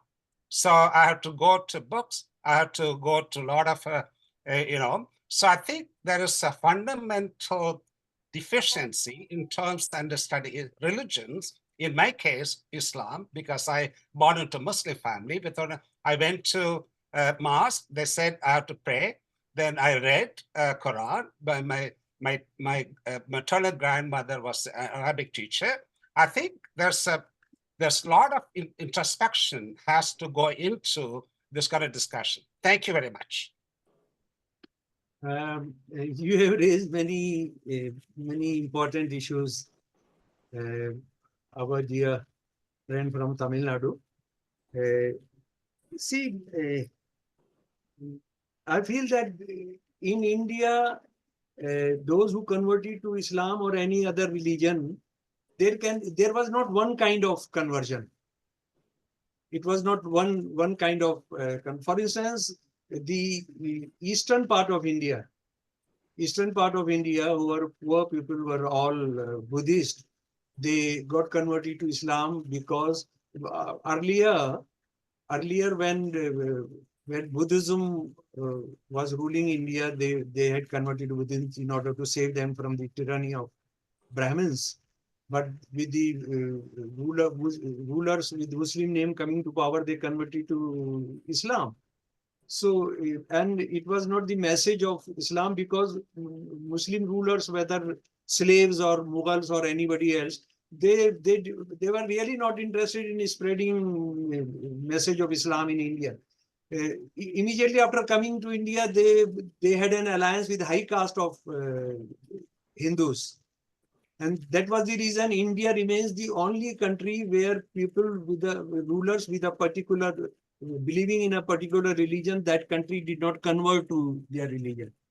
1871-72, the first census was held in India by the East India Company. And in that, Muslims were 23.5%, Hindus and Sikhs 73.5%, and rest were 5%, Buddha, Jain, others. In 1000 years rule, which RSS claims that was the rule where crores of Hindus were being killed, lakhs of Hindu women were being raped, and but after the end of the Muslim rule, Muslims were only 23.5%, and today they are 14.4%. So I believe that this is quite complicated. But मुझे जनाब एक please I'm looking for an answer to the thing. I have stomach pain and I take a medicine, and that medicine doesn't work. So shall I blame my stomach that why did not you get treated with this tablet? Or I will say that, oh, there may be something wrong with this tablet. So do we have that choice? That is the issue. That religion being misused. Who will tell us that religion is being misused? The head of the sect? Will he do that? I think self-awareness. That's what I'm going to. Individuals have to realize is a self-discipline awareness is important for for the survival of the humanity. Yeah, let's. This is a very.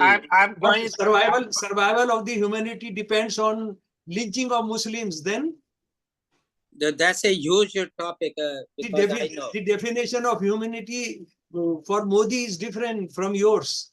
So for them, humanity is Brahminical and high caste Hindus. Yeah, Islam Sahib, thank you so much. I know this is a huge topic. Say Islam or the followers. We have been discussing for so long. Next is, and I absolutely would be the last person, both Prakash Sahib. Sorry about that, Islam Sahib. It has been more than 2 hours, but this would certainly be the last question. No issue. Both Prakash.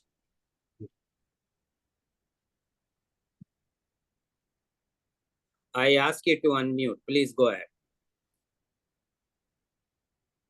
Both साहब हाँ मैं नहीं रजी साहब मैं सुचेता बोल रही हूँ सुचेता महाजन हाँ आई एम यूजिंग प्रकाश का हैंडल यूज कर रही हूँ शमसुल साहब बहुत दिन के बाद सुना और you know we are fellow travellers from Delhi University in the struggle against communalism तो मैं सिर्फ 1-2 चीजें कहना चाहती थी जो आपने I have always admired your writings and your courage in, opposing the fundamentalist forces. They were just 2 minor points which I thought might help us to take this struggle forward. The first thing was that I agree with you that, and in that there is a little difference with what Purvanand said today, that I do believe that it is important to continue to not just criticize, but to roundly condemn the role that the RSS played in the freedom struggle. I agree with Purvanand that that is not the only criteria, or that should not be the main criteria, but it is a very important criteria. We should not and we need not worry. We need not worry that, okay, if we do this, then it will not be logical. What do we do about Ambedkar, who was not part of the thing? Not at all. Ambedkar Saab is we have our admiration for him as a fighter against caste oppression and so much else that he did later on. So we should not worry about that. Second point was about your formulation about Lajpat Rai, and in that context about partition and the demand, that it is coming from 1924, his tracts, etc. I'm sure you have read Professor Tuteja on this. Professor Tuteja has been a fellow traveler like you with us, and he has given a very, very subtle and I think sophisticated understanding of those tracts in his book on religion, community and nation, which came 2 years ago.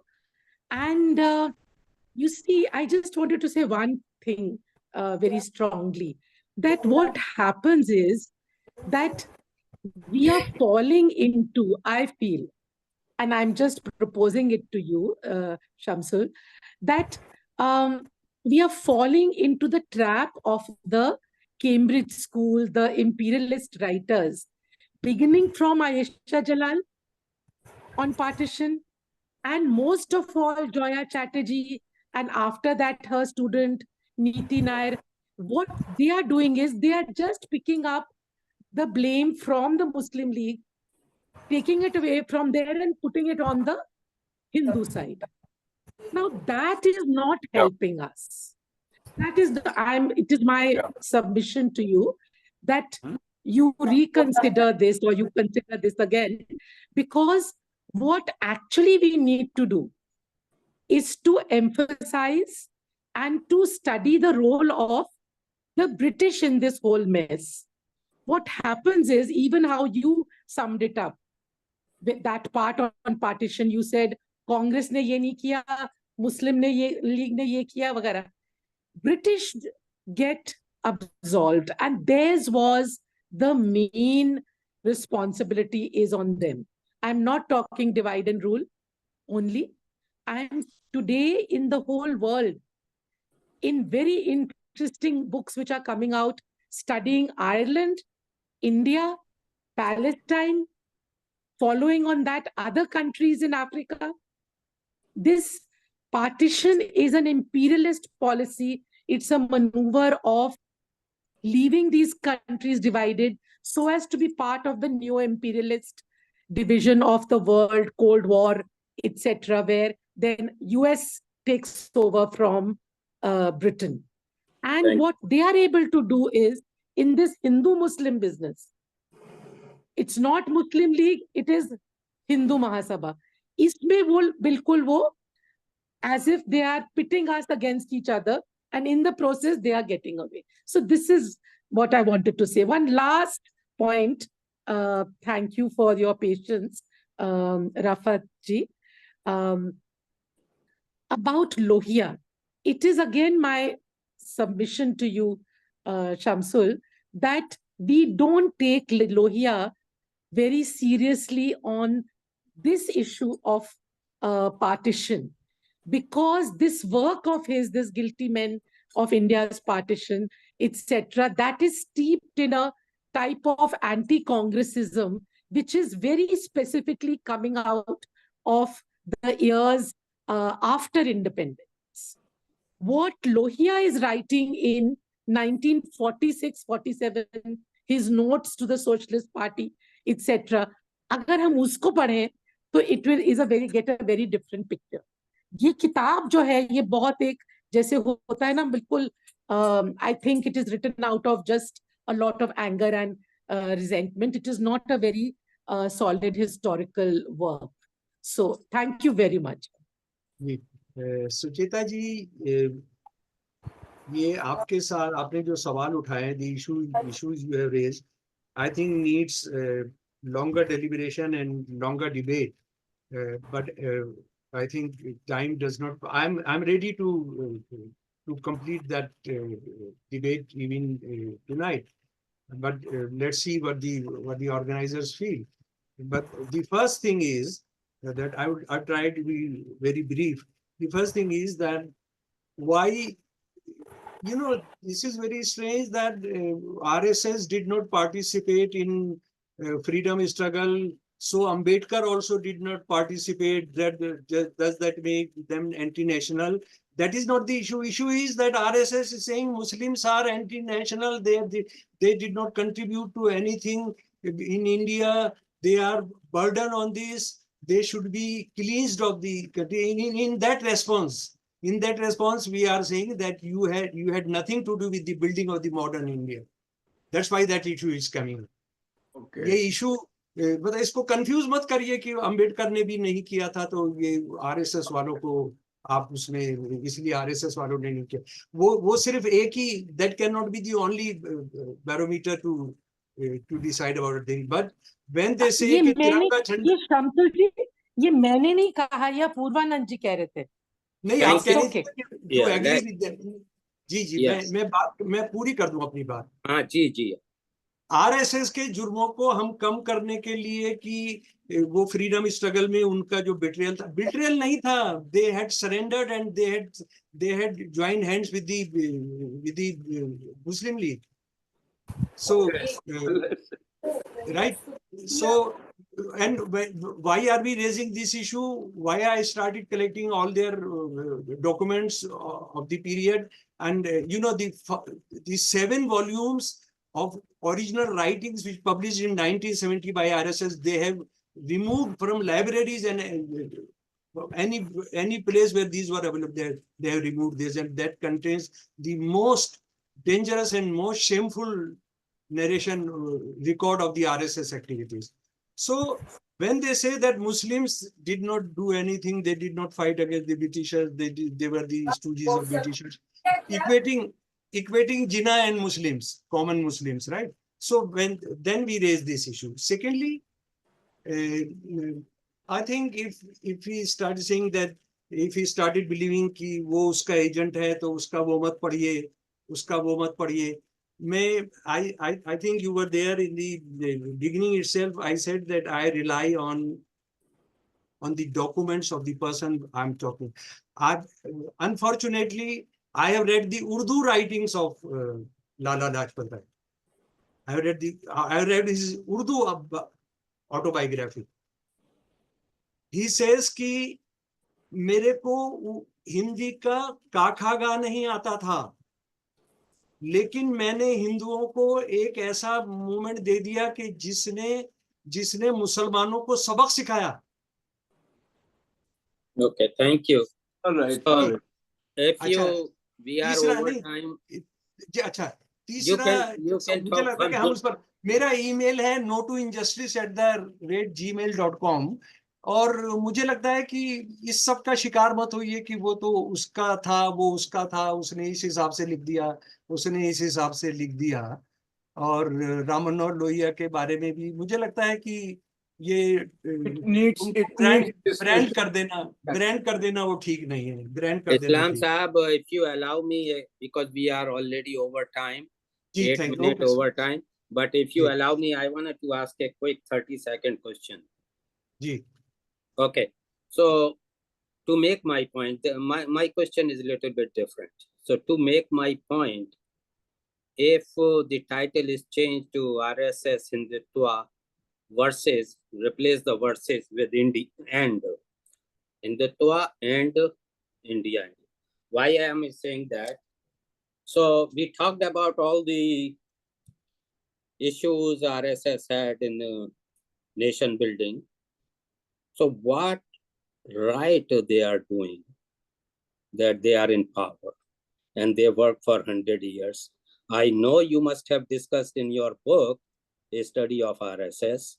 I have not read that, but if you can give me 3-4 pointers, what are the positive sides of the RSS, positive aspects? So they are ruling India. Positive aspects. Yes. आपने मोदी से बात करनी पड़ेगी। नहीं, you are this नहीं should be नहीं, an मैं नहीं कर analysis, सकता, मैं नहीं कर analytical. सकता, Okay, मैं thank नहीं कर you. सकता। Thank you, Ravi bhai. Back to you. Shamsul Islam Sahab, it's quite, I think we have passed 10 more minutes beyond 2 hours. What Rafat was actually saying, I was also thinking about asking you that if we keep on just demonizing RSS all the time without having also an equally strong narrative to counter them. See why this RSS was able to penetrate in the mind and heart of so many Indians was that the really narrative alternative or the Gandhian narrative was not really put in the minds and hearts of Indians so well to counter it. So what we are doing or what you are actually doing right now, the entire one session was obviously on what is the RSS. It's also negative and demon. Yeah, maybe it is a demonizing ideology and all this. Nonetheless, this ideology has penetrated very effectively and quite strongly in the hearts and minds of not only North Indian, even in the South India also. So, and many of the things that they tell are quite positive. It's just like if you talk to Hamas people or Jamaat Islami, they do certain positive thing in the society too. They do, they establish hospital, they go for the hungry people to feed, they do many other things, they put schools and all. But all these are experimental laboratories for RSS. If that is the thing, then your own narrative, not your, I mean, all the alternative narrative is also missing. Like Rahul Gandhi's narrative was the first time ever in 20 years, even Congress corrected its course, that there is a narrative. The left out people, they're not representing with anything. Now it is the more roti kapda makan or plurality, inclusivity and all those. This narrative is missing. What we are doing is constantly demonizing a demon. We know there is a demon. So why we are celebrating that demon constantly? Why don't put a stronger narrative to corner them down? The narrative is missing from the left, from the center, from moderate. This is, it is like more elitist tendencies of a certain class saying big thing, but the common man is feeling very left out. If I can make a comment that the subject was not what Rajivuddin Sahab was raising. There should be a separate discussion on it, complete separate discussion. I'm not saying that subject, it is part of the subject, but anyway, it is getting very late. I think we should. Just, shall I be allowed a minute? Yeah, of course. Yeah. I don't agree with you that I or we are demonizing RSS. I am trying to present what RSS is. Did you know this? Did you know this before this talk? That what RSS said about South Indian Hindu women? Yes. I am quite familiar with RSS ideology and very. No, but tell me one thing, that what did they say, that North Indian Brahmins will go and rape a married woman, Hindu women, not Muslim women. I understand. Not Sikh women. What I'm saying is we don't have to go into those particular details. We already know. What I'm saying is we already know there is a demon. But no, you knowing, but most people did not know that. No. But listen, one event of that will not make RSS extra demon. It is a demonizing ideology. It is a terrorizing ideology. It terrorizes people. That is all fine. What I'm saying is when we keep on putting RSS on a bigger platform, that this is this, and without even introspecting why RSS was so able to penetrate into the minds and hearts, because these minds and hearts were totally free to capture. There was no alternative narrative in their hearts. Say, we just say the words Gandhian, Nehruian, and all those, but even Nehru didn't really promote those so many in the villages and towns and everywhere. Congress itself lost the touch with the common man except getting the votes. And look now what Rahul Gandhi is recapturing, trying to. So that But is I the think, problem. yeah. Razi Saab, if I may just add 2 points to this, I think that we are confusing two discussions. In society, everyone does different things. Some people's task is to expose what is wrong. Some people's task is to actually take the positive work forward and, change society. I mean, of course, Dr. Islam is doing both. But I would love to hear, for example, Subhash Gatade ji, who is working on caste. I think it will be nice to give him the opportunity to see what is the alternative that the activists are providing to So RSS. I think that will be great. Yeah, Can, great. can I can I Excuse me. can I come in for a minute? Can I interrupt? I'm Apurvanand. Can I interrupt? Gee. The purpose of So this it is meeting, getting much more now. Razi Saab, and everyone else. The purpose, and you had asked Shamsul Islam Saab to talk about Hindutva. That is what he did. Okay, hold on, sir. Hold on. I agree. Okay, so let me ask, being a moderator, let me ask Shamsul Islam Saab whether he can stay longer or not, because this I has can been. stay next 24 hours. That is what I have bound. But thing is, I will suggest that you stop this session and invite Ram Madhav next Saturday to know the positive aspects of RSS. Ram Madhav has already. Don't you think that would have invited and I have not invited? These people don't come on this kind of. नहीं, आप ये बताइएगा कि हम आपका positive जानना चाहते हैं तो वो आएंगे. नहीं, वो already the very next आ गया. जवाब आ गया, we are busy. I suggest Razi Saab and others. और अगर आप मुझे बता देते हैं कि पॉजिटिव एस्पेक्ट भी मैंने बोलना है तो मैं आपने actually let's You did the right thing. I think this is only a question. Let us please hear Subhash ji. Wait a minute. Let me clarify. If you have gotten from me that I am asking you for the positive side, no. What I'm saying is that RSS के जब बारे ही में आपको बोलना है, मैं नहीं question कर रहा हूँ कि आप क्या बोले क्या नहीं बोले, लेकिन RSS कैसे penetrate करती है in the hearts and mind, that is also part of the narrative of RSS, right? जी, उस पर रखिए, उस पर रखिए बातें. Keep saying the lie for 100 times. Can I give a short answer to that? Yeah. It penetrates into the minds of people because we are living in a post-truth world where university knowledge is not as important as the WhatsApp university is.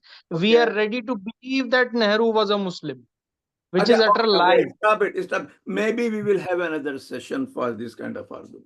Yeah, sorry. Maybe I couldn't articulate, and probably Apurvananji also wanted to say something. Can you have the last 30 seconds and finish it? Apurvaji. My only submission is that we should not fall into this notion that we by constantly talking about RSS, and the first thing, we are not demonizing RSS because you cannot demonize RSS, number one. Number two, to understand how RSS has penetrated the Hindu common sense, it will take a different session to talk about that and why it has done that. Why fascist ideologies grip minds of people. That is not because other ideologies are absent. They are very much there. But there are reasons, grounds, which are beyond those who believe in other ideologies to control. That is one we need to understand. And as I said, we need to have a longer session to understand why RSS has managed to convert Hindu common sense into Hindutva common sense. चलिए, That is what my submission is. तो So चलिए, let's have a different session, जी जी बिल्कुल another बिल्कुल। session, and do it. तो उस session में आप लोग ले आएंगे किसी आरएसएस वाले को भी कि नहीं? हमारे पास आरएसएस वाले, रजी साहब, मैं फिर एक सेकंड से कहना चाहता हूँ, आरएसएस वाले को लाने की जरूरत नहीं, हम इस कॉम्प्लेक्स में ना पड़े। अच्छा, आप क्या किसी फैसिस्ट को बुलाएंगे बतलाने के लिए कि फैसिज्म की कुछ खासियत भी बतला दीजिए? नहीं, मतलब अदर साइड वो क्या रखेगा? अदर साइड, हम we know the side. Okay, what is the other side? We know that side. आप इस इशू पर अगर न्यूट्रल होने की कोशिश कर रहे हैं तो मुझे लग रहा है कि वो नहीं, वो अच्छा नहीं हो। न्यूट्रल नहीं, अदर साइड कुछ नहीं है। We know everything about RSS, and we know also what the spin that Ram Madhav and others would try to give. We know that. And second thing, RSS cannot be compared with Jamaat Islami, because Jamaat Islami never ever does anti-Hindu propaganda. It never does that. So we need to understand that we are comparing oranges with apples. There are two different things. Jamaat Islami can be a sectarian organization. You can call it a fundamentalist organization. You call it an organization of idiots if you want. But Jamaat Islami is not an anti-Hindu, anti-Christian organization. Yes. It never does what RSS is doing. So these comparisons we should be wary of. And that is why I am saying that we require a longer and deeper discussion about these issues. These are deeper issues. Okay. Okay, thank Apurvaji, you. also, I mean, a lot of people have done work on why people follow neo-fascism, why they are attracted to it. So ऐसा नहीं है कि इस पे काम नहीं हुआ है. बहुत लोगों ने इस पे काम किया है. I'm not saying that. I'm just saying. I'm just saying that as an example, I'm just giving that if we want to understand why neo-fascism works, there are speakers, good speakers who are not from RSS. That's all I'm trying to say. कि ऐसे लोग हैं, जैसे अभय शुक्ला हैं महाराष्ट्र से, वो इस पर ही स्पेशलाइज करते हैं, तो उनको बुला सकते हैं. That's all I'm saying. Okay, Razi bhai, that's conclude the session. Yes. And thank you everyone, all three speakers. That was a wonderful discussion. And sorry for digress the topic, but anyway, that's always good. We certainly need another session. Okay, thank you everyone, and thank you Islam Sir for being with us for more than 2.5 hours. Thank you. Thank you everyone. Thank you Subhash ji also. Thank you Subhash ji for coming. Yes. All three. Thank you all three. Thank you. हमारा Indian diaspora Washington DC metro, बहुत बहुत शुक्रिया आपका, बहुत शुक्रिया.